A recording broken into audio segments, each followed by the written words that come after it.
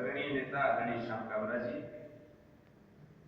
मंडल का नेतृत्व करने वाले युवा ऊर्जावान मंडल अध्यक्ष आदरणीय सचिन गोखरू जी, उपस्थित समस्त ज्येष्ठ श्रेष्ठ कार्यकर्ता बंधुओं। ज्येष्ठ श्रेष्ठ मैंने शब्द इसलिए उपयोग किया कि मेरा ऐसा मानना है, संघ की पृष्ठभूमि वाले इस जावद में हजारों कार्यकर्ता भारतीय जनता पार्टी के हैं और उन हजारों कार्यकर्ताओं में से आज प्रशिक्षण के लिए आप सभी लोग चिन्हित किए गए, आप इस प्रशिक्षण शिविर का हिस्सा है। इसका मतलब यह है कि भारतीय जनता पार्टी जावद मंडल के लिए आप सभी कार्यकर्ता अत्यंत महत्वपूर्ण हैं और कार्यकर्ता नहीं, आप लोग नेता हैं। इसीलिए आप इस सभागृह में इस प्रशिक्षण के शिविर में उपस्थित हैं, क्योंकि यह जो प्रशिक्षण है, यह प्रशिक्षण भारतीय जनता पार्टी जो संघ की रीति नीति से एक अनुसांगिक राजनीतिक संगठन के रूप में भारतीय राजनीति में स्थापित हुई है, उसमें प्रतिक्षण निरंतर हम लोग किसी न किसी माध्यम से अपने आप को तैयार करते हैं, प्रशिक्षित करते हैं, क्योंकि जो आपाधापी है, जो दुनिया के परिवर्तन है, जिसमें हमें अपने आप को बराबरी पे इस राष्ट्र को समर्पित करते हुए इस राष्ट्र के विकास के लिए सेवा भाव की राजनीति करने के लिए तैयार करना है, इसलिए हर क्षण प्रशिक्षण की आवश्यकता है।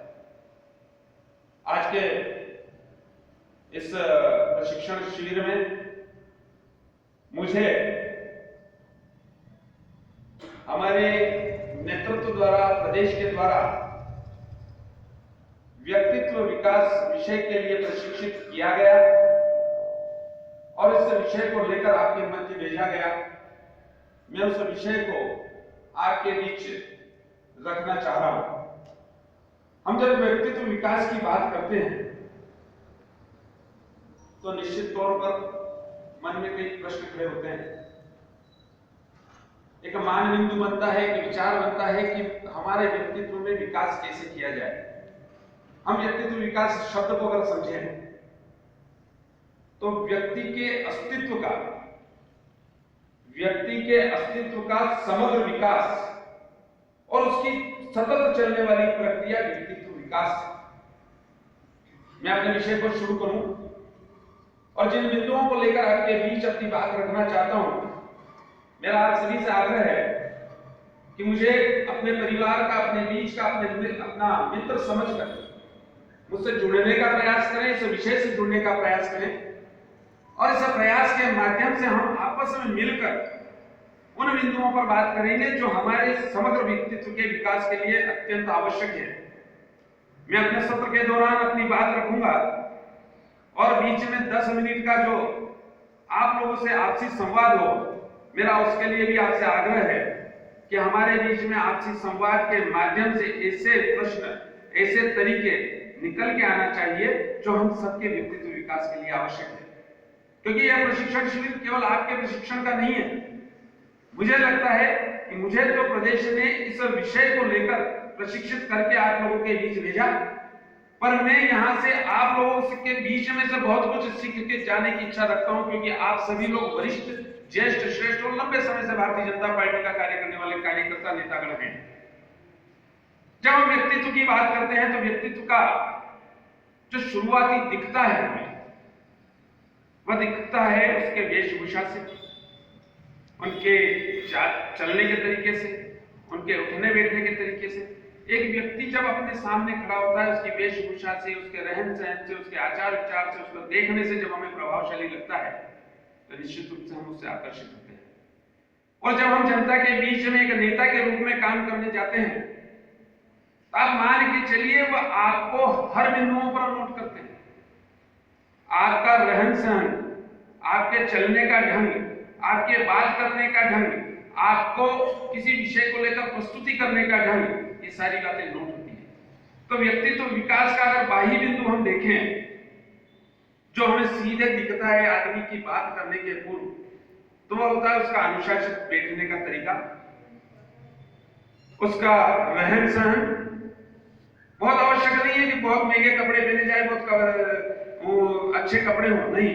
आवश्यकता है कि उनको किस तरीके से आपने सजाया हुआ है, किस तरीके से हमने अपने आप को लोगों के बीच में उपस्थित किया है।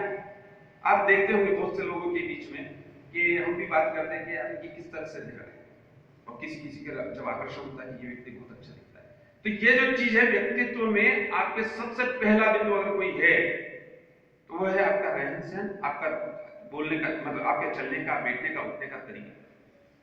दूसरा होता है हमारे संवाद की शैली।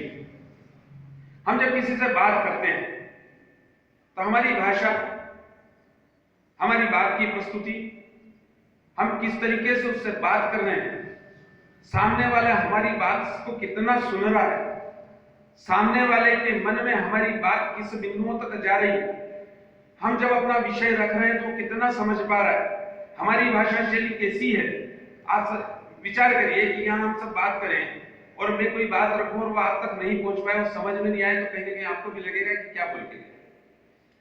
जबकि हमारी भाषा शैली हमारे व्यक्तित्व में ऐसी होना चाहिए कि जिस व्यक्ति से जब हम बात करें वह उसके हृदय तक कांटेक्ट करे, हमारी बात उस तक पहुंचे, हमारी भाषा सामने वाले श्रोता के अनुसार न जरा कठिन हो, शालीन हो और प्रभावशाली हो, जो हमारी विचारधारा के आवामंडल को समायोजित किए हो।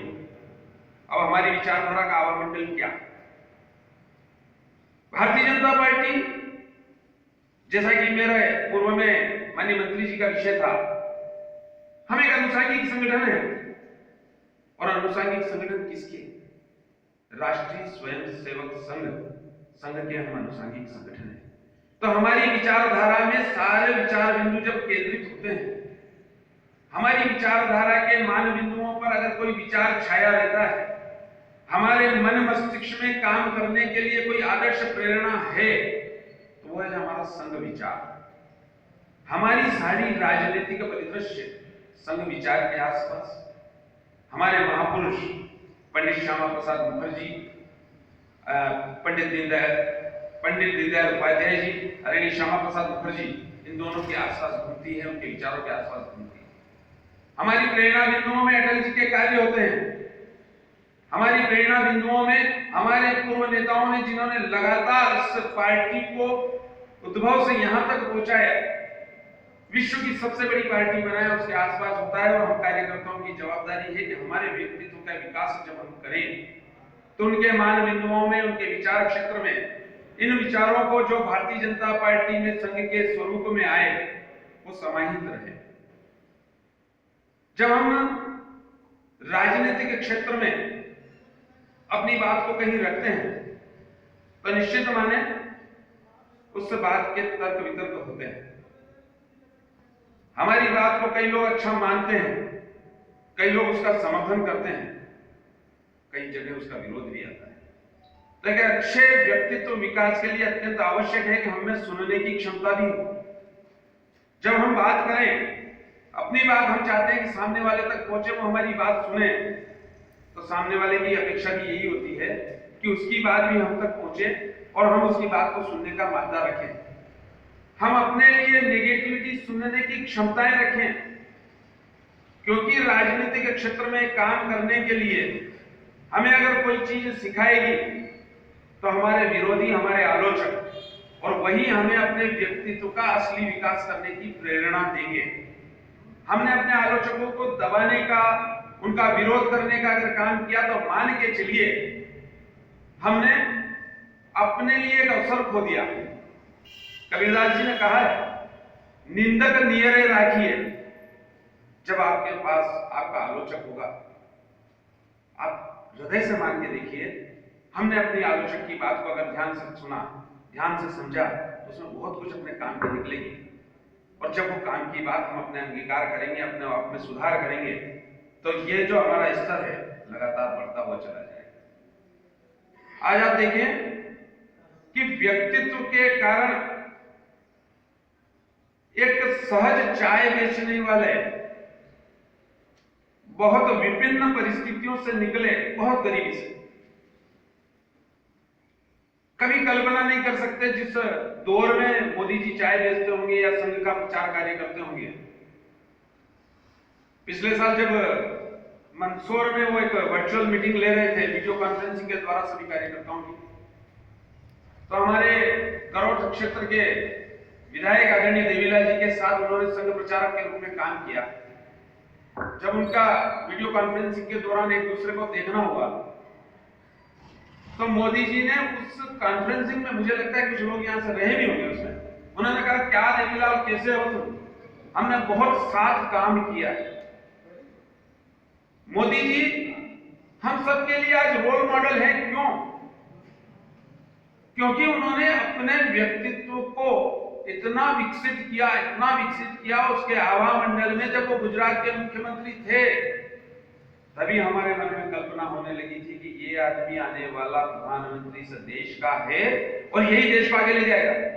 उस व्यक्ति के पास अगर कोई ताकत थी तो वो संगठन की क्षमता, अगर कोई ताकत थी तो हमारी विचारधाराओं के प्रति उनकी श्रद्धा, अगर कोई ताकत थी तो उनका आत्मबल और आध्यात्म।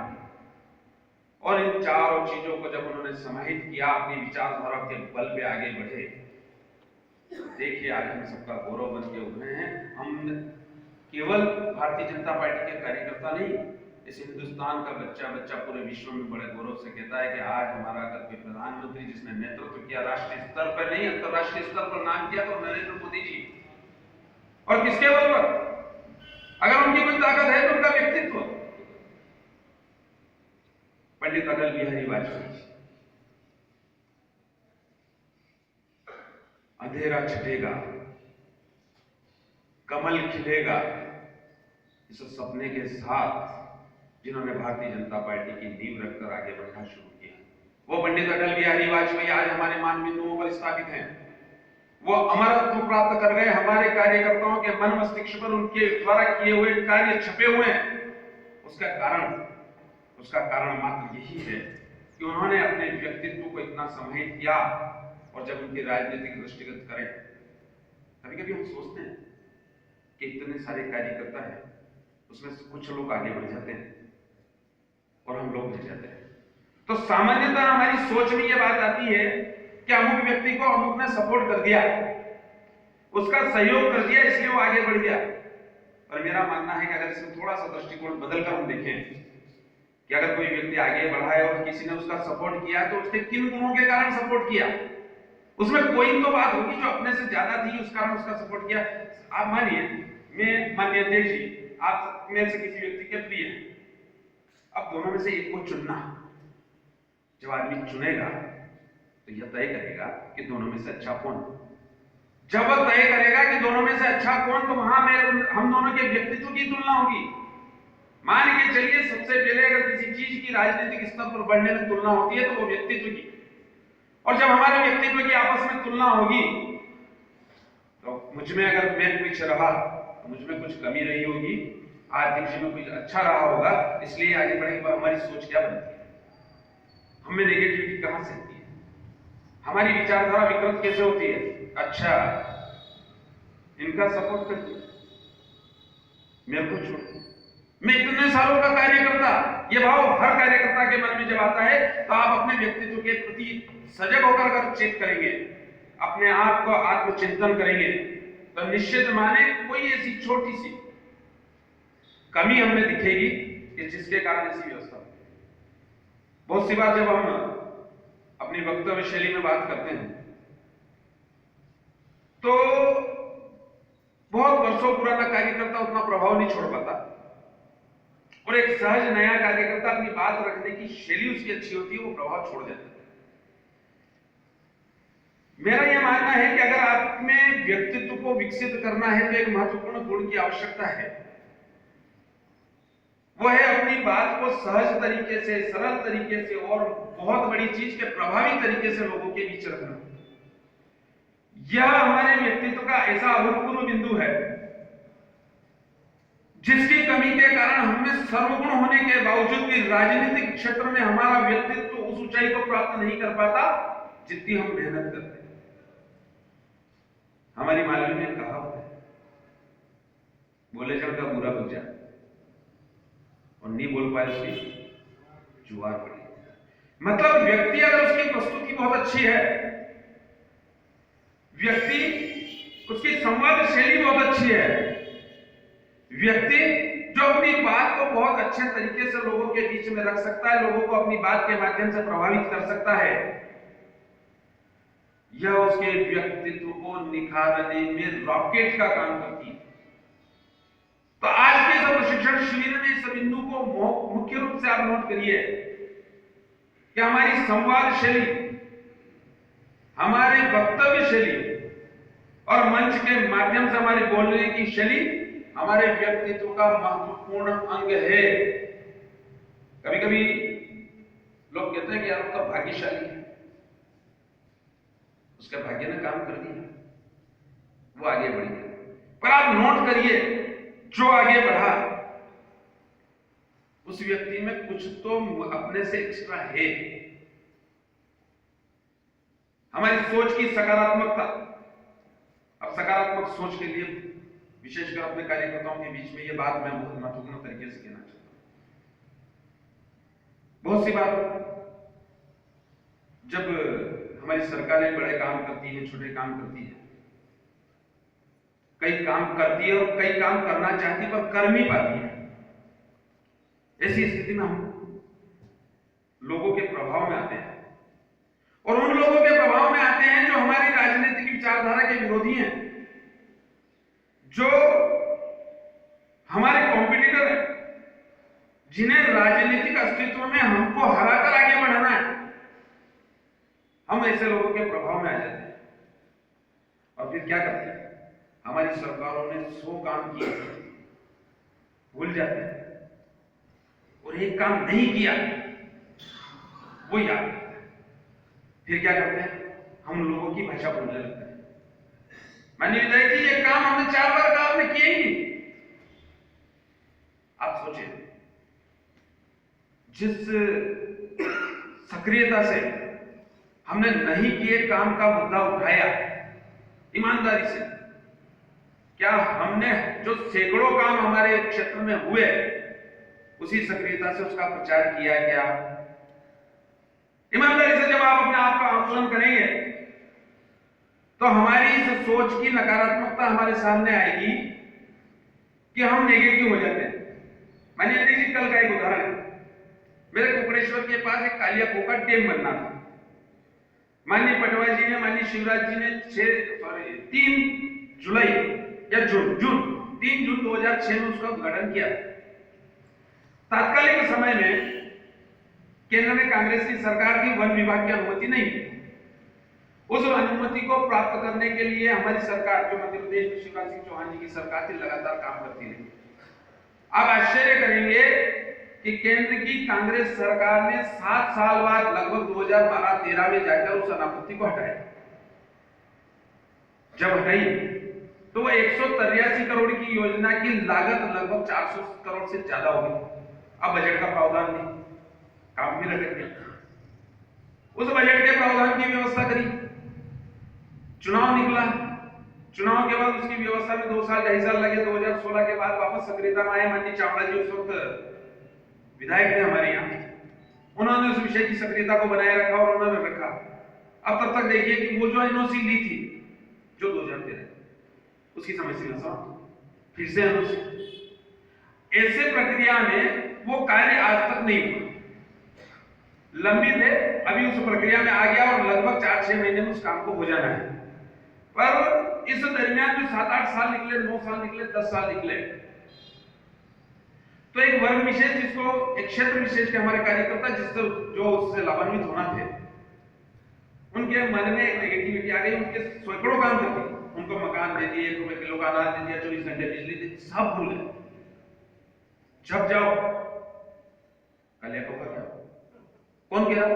हमारा गिरा। क्यों गिरा?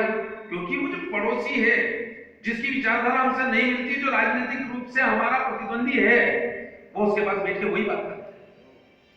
और हमारे व्यक्तित्व की कमजोरी ये रही कि कि हम उसकी बात में आकर सारे हमारी अचीवमेंट भूल गए और बात क्या करने लगे।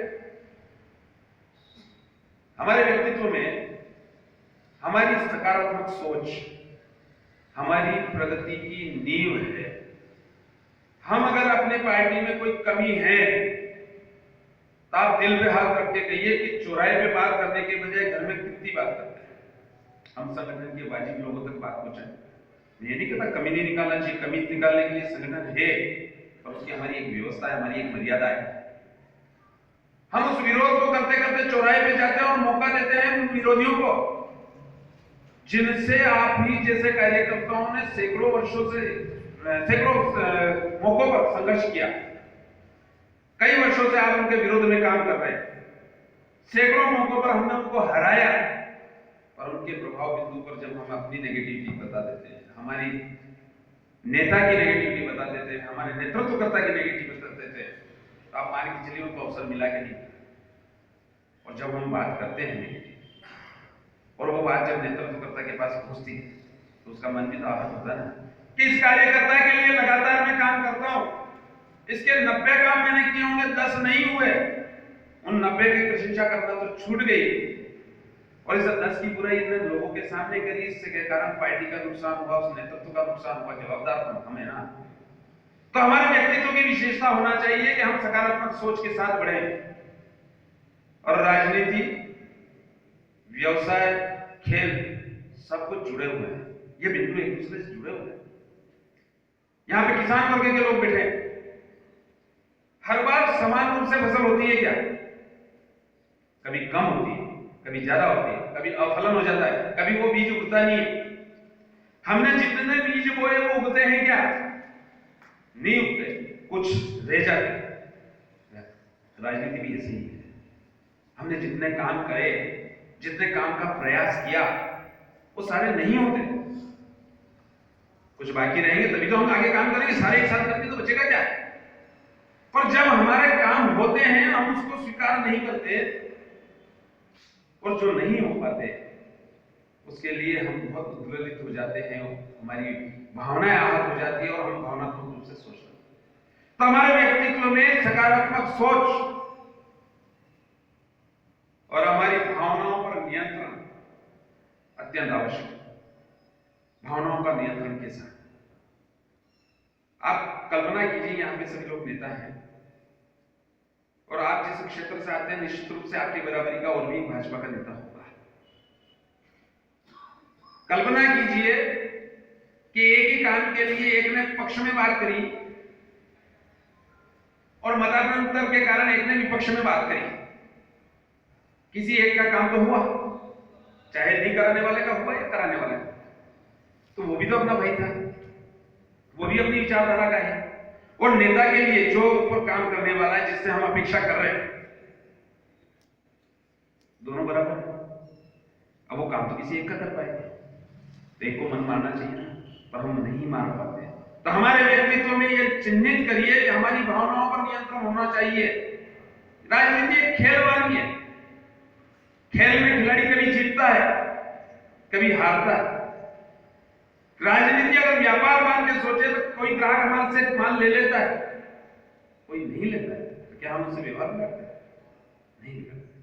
तो आपसे इस सत्र के माध्यम से आग्रह है कि हम अपनी सोच को इतना डेवलप करें और मान के चलिए कि आपका कोई काम अगर नहीं हुआ और आपने नेतृत्वकर्ता के विरुद्ध कोई ऐसी बात नहीं करी, तो जो सामंजस्य स्थापित होता है वो न केवल पार्टी को मजबूत करेगा बल्कि आपकी व्यक्तिगत छवि को इतना ऊंचा उठाएगा कि लगेगा कि यार ये आदमी इतना अनुशासित है, काम हुआ तो भी पार्टी के साथ, काम नहीं हुआ तो भी पार्टी के साथ। जब हम अपने व्यक्तित्व की बात करें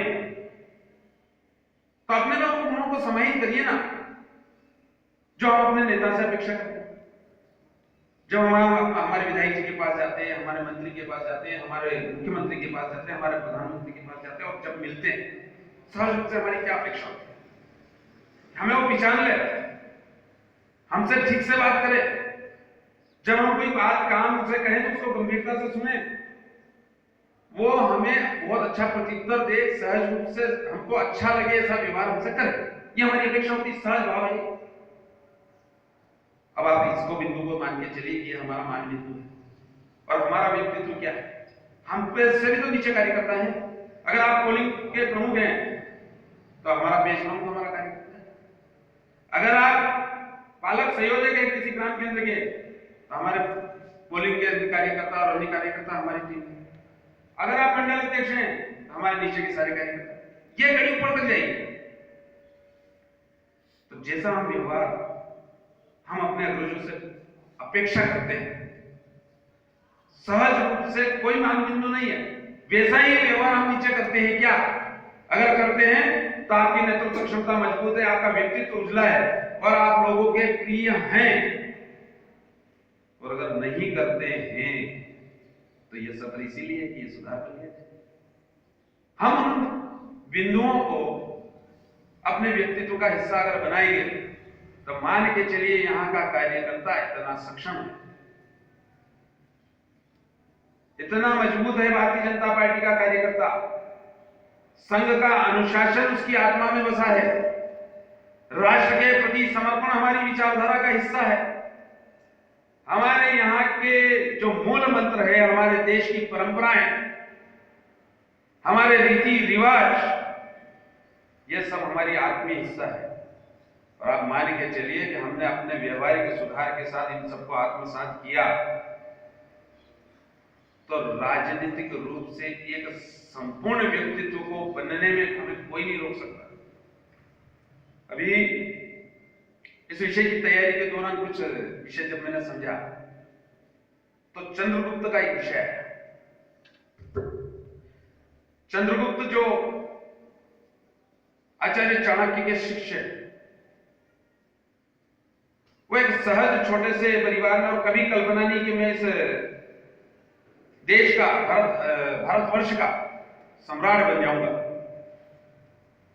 और आचार्य चाणक्य ने उनके मन में, उस बालक के अंदर एक गुरु होने के नाते उन गुणों को देखा कि इसमें नैसर्गिक गुण हैं। अब नैसर्गिक गुण क्या जो हम सब में होना चाहिए?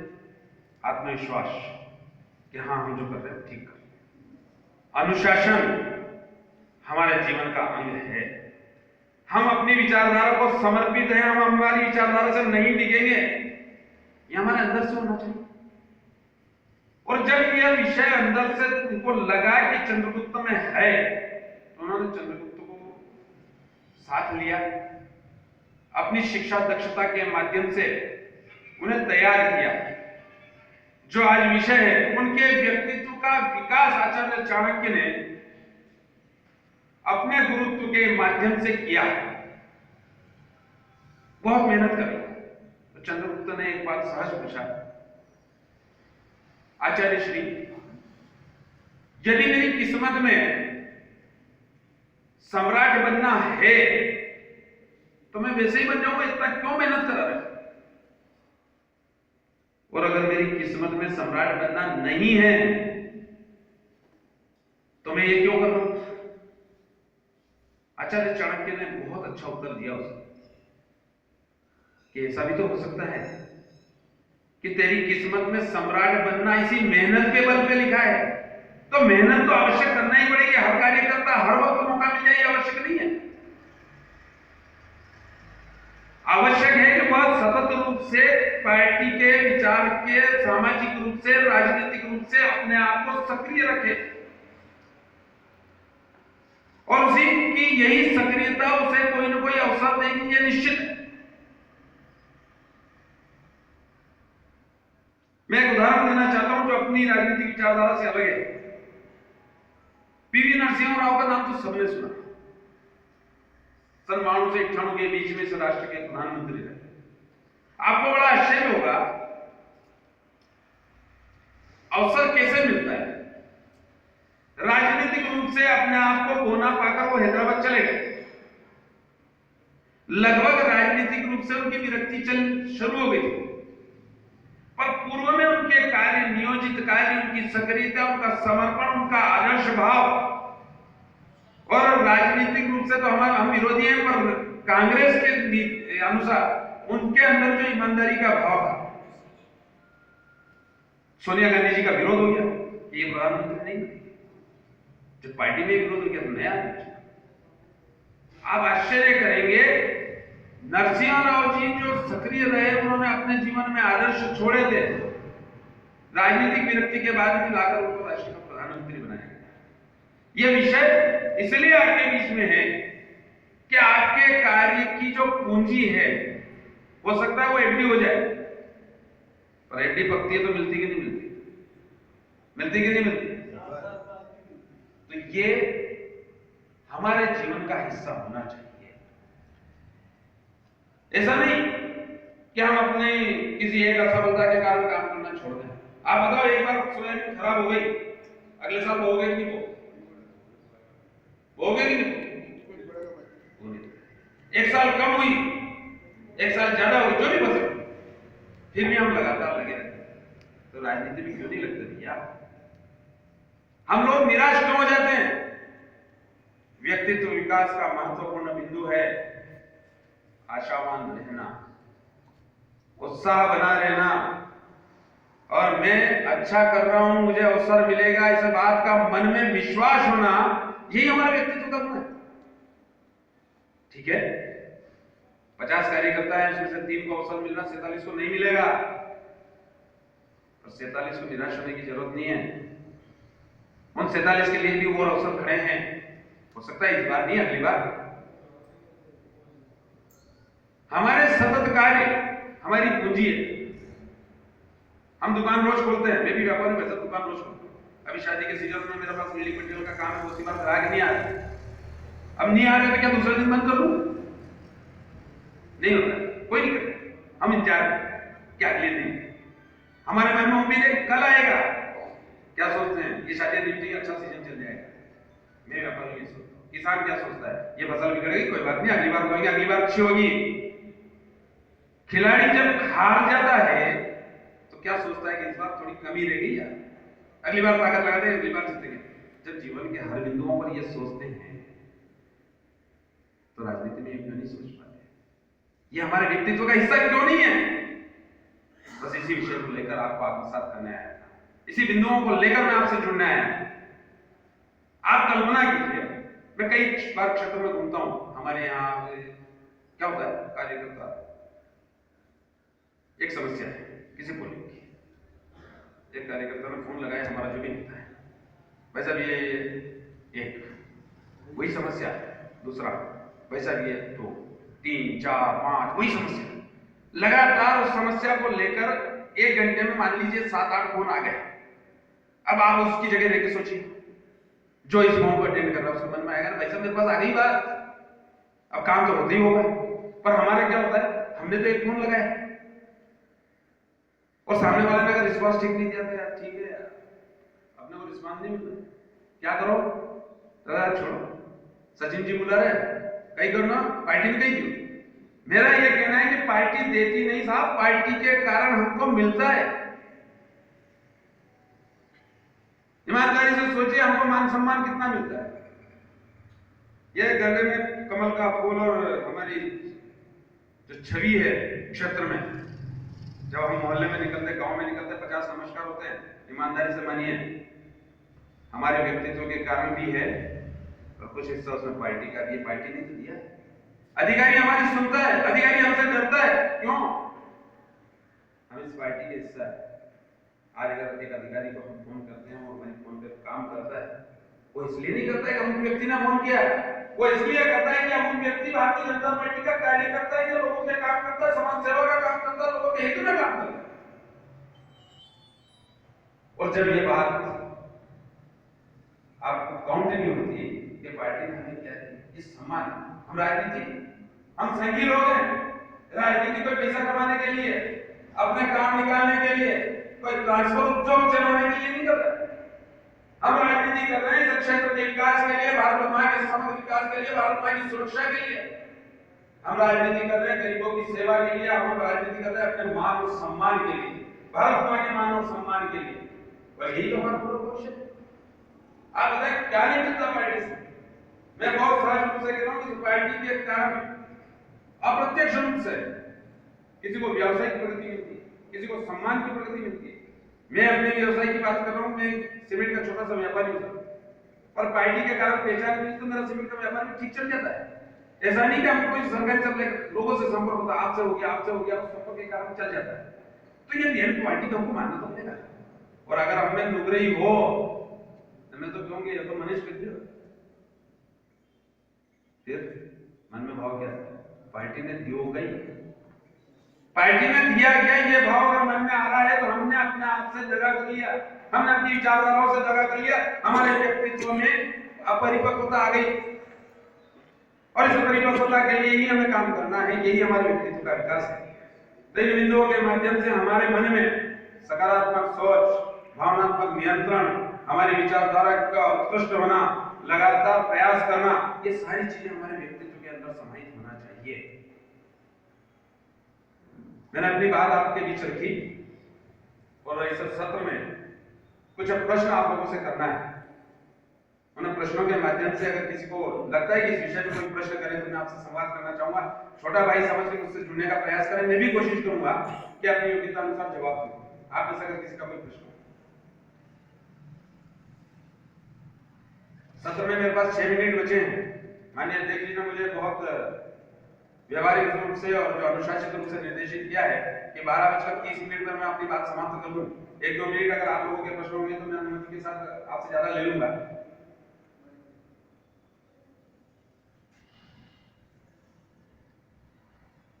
तो अपने व्यक्तित्व विकास के लिए अगर आपके पास कोई प्रश्न नहीं है तो मेरा एक आग्रह है अंत में,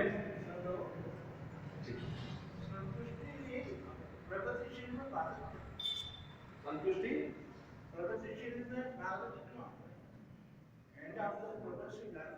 देखिए,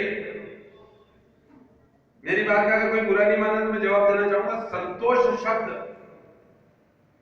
जो मैं मानता हूं या तो 65 साल से ऊपर की उम्र वालों का शब्द है, और अगर मेरी उम्र में, इनकी उम्र में, युवा उम्र में कोई इस संतोष शब्द का उपयोग कर रहा है तो वो आलसी है। जो काम नहीं करना चाहता वो संतोष करता है। मैं आपसे आग्रह करना चाहता हूं, आपके व्यक्तित्व में संतोष शब्द तो होना ही नहीं चाहिए। हम तो चले व्यक्ति के लोग हैं, चलते रहेंगे, करते रहेंगे और संतोष नहीं करेंगे। प्रगति के पथ पर ऊपर देखना हमारा, उत्कृष्ट की ओर देखना हमारा आधार है। तो संतुष्टि आपकी उम्र में तो आवश्यक है, आध्यात्म को जोड़ने वाला बात है क्योंकि आप आध्यात्म से जुड़ेंगे। पर अगर युवा वर्ग में संतुष्टि का भाव आ रहा है तो रोकिए उसे। ये आपके व्यक्तित्व का कमजोरी है या आपके मन का आलस है।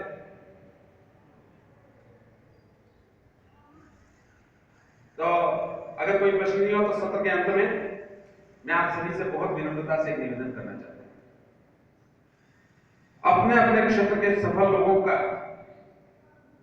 जीवन का, उनके कार्य करने की शैली का एक आकलन कीजिए और इसमें से जितना हो सके अच्छे तत्वों को अपने जीवन में, अपने व्यक्तित्व में समाहित कीजिए। वही आपकी प्रगति का रथ चलाएगा। अपने में उन गुणों का समावेश कीजिए जो हम अपने अग्रजों से अपेक्षा करते हैं। हम चाहते हैं कि वो स्नेह से बोले तो हम नीचे स्नेह से बोलें। सामाजिक कार्यों में जाएं, लोगों से जुड़ाव रखें और लगातार अगर हमने क्षेत्र के लोगों से जुड़ाव रखा, नीचे जमीन आपकी मजबूत है, मान के चलिए कोई भी व्यवस्था हो वो आप पे निर्भर करेगी क्योंकि उस क्षेत्र की तो नेतृत्व करता है। और जब निर्भरता आएगी तो अवसर भी आएगा और इस निर्भरता को लाने के लिए आपको अपने व्यक्तित्व का समग्र विकास करना पड़ेगा। मैंने अपनी बात में बहुत सारे बिंदुओं को आपके बीच रखा, पर इसको अंत में अगर कहें तो हम अपने आदर्शों में, चाहे हमारे नेता मोदी जी हों, शिवराज जी हों, ओम प्रकाश शुक्लेचा जी हों या अन्य जिसको भी हम अपना आदर्श मान सकते हैं, जो सफल व्यक्ति हैं, उनके जीवन में अपनों ने क्या देखा, क्या पाया, उसको अगर एक एनालिसिस करें, उसका आकलन करें तो बहुत सी चीजें वो निकल कर आना है जो हमारे व्यक्तित्व के लिए आवश्यक है। और इस सत्र के माध्यम से मेरा आग्रह है, एक बार जोश के साथ भारत माता की जय बोलेंगे और संकल्प के साथ कि आज के इस सत्र के बाद हम अपने व्यक्तित्व के विकास के लिए सारे वो प्रयास करेंगे जो हमें प्रगति भी देगा, मान भी देगा, सम्मान भी देगा और राजनीतिक क्षेत्र में अपने क्षेत्र का मजबूत कार्यकर्ता, मजबूत नेता बनकर उभरेगा। दोनों हाथ खड़े करिए और मेरे साथ एक बार भारत माता का जयकारा करिए। बोले भारत माता की जय।